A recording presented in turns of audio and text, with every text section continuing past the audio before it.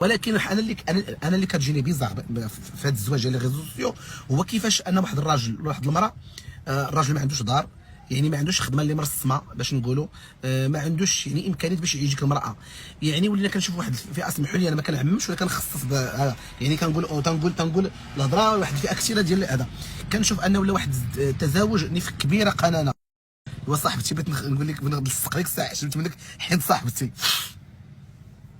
سمعتيني. يعني كنشوفوا واحد الزواج اللي ولا ظاهره ديال الزواج، تزوجي بيا ونتزوج بك ونخدموا على التيك توك ندخلوا الفلوس.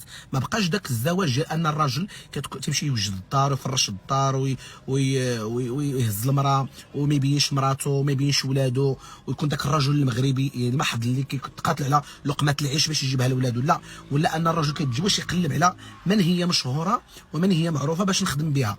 ولا الرجل الحالي كيتاجر بالمراه، يعني وقيته اللي كيتزوج بمراه مشهوره وكيتزوج